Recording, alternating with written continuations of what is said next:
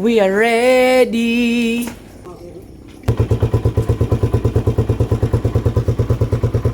Fishing time. Ang aming destinasyon ay Unisan. Ayan, pa-Unisan tayo ngayon, guys. Abangan nyo yung mga video natin. So yung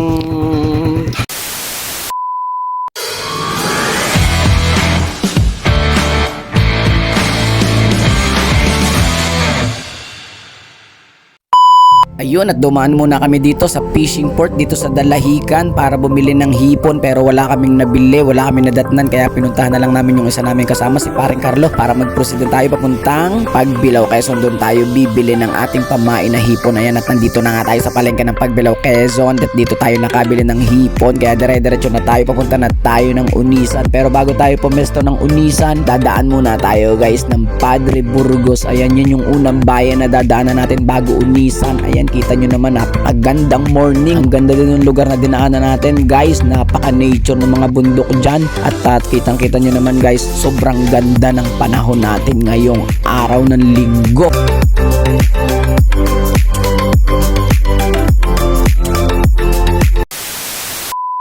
Andito na nga pala tayo, guys, sa Silangang Malikboy. Ayan, kumana na tayo dito papuntang Bonpen, pero mag-stop over muna tayo dito para bumili ng almusal. Ayan, bumili tayo ng pansit at tinapay. Ayan, at nakasabay pa rin natin dito, guys, ang dalawang kaibigan nating anglers, Wait and Bait Lucena. Shoutout po sa inyo!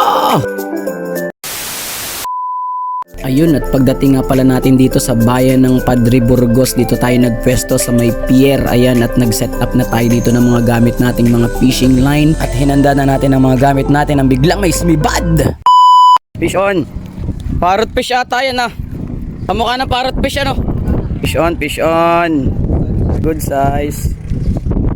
At dito nga ay sunod-sunod na ang huli ng ating kaibigang si Paring Carlo. Ayan. Fish on again. Talingan. Sa mga batuhan lang. Ano, fish on. Fish on. Sanggala.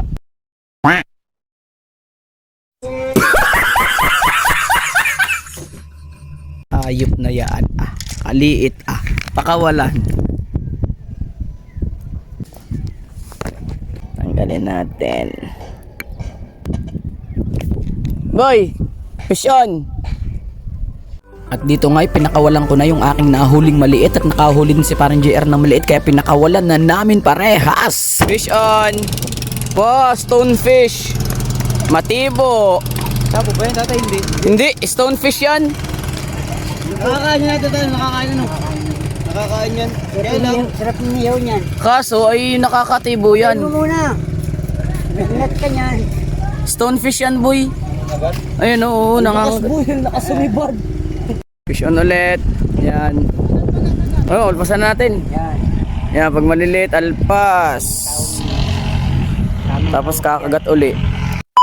Pagkatapos nga naming makahuli ng pailang-ilang isda, ayan, at nagbatsi na rin kami. Pupunta na kami dito ng Unisan, Quezon. Diyan naman tayo i-spot, guys, diyan sa Kalilayan Bridge, at naandito na nga tayo. Pagdating nga namin dito, guys, ayan, naka-fish on agad yung ating kaibigang si Paring JR ng Asuhos. Ayan, ayun, at after nga maka-fish on ay naghanda na rin muna ako dito ng tanghalian dahil past 12 na, kaya kakain tayo. Ayan, seafoods pa rin yung pagkain natin dyan. Ayan, adobong pusit yan, guys. Ayan, niluto ni Paring JR. Yun, at ready na sa pagkain. Ayan, yung isa nga pala namin kasama, si Paring Liklik, parang si Raulo dito. Dito nga, di ko na malayan, sumubo na pala si Paring JR dito, kaya sabi ko magdadasal muna kami, kaya huwag nyo munang lumudin yung pagkain yan. Ayan, at okay na, nakapagdasal na tayo, kaya proceed na tayo sa ating tanghalian. Ayan, kumain na kami dito, guys. Ito sa napakasarap na pakiramdam, guys, yung sama-sama kayong kumain, yung banding. Ayan, bukod sa pagpipishing na talagang napakasaya. Salamat po sa pagkain. Ubos na ubos po.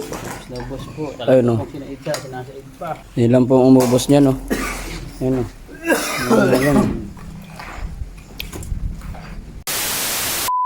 Ayun guys, at pagkatapos nga namin kumain dun sa ilalim ng Kalilayan Bridge, dito naman tayo nagdiretso sa bagong pier na ginagawa dito sa Unisan, Quezon. Pero guys, zero pa rin kami dito guys, wala kaming nahuli, puro butete. Kaya ayan, umuwi na kami guys. Maraming salamat nga pala sa lahat ng mga sumubaybay. Zero man tayo ngayong araw guys, wala tayong magagawa. Bawi na lang tayo next fishing day natin next week. Maraming salamat guys. See ya!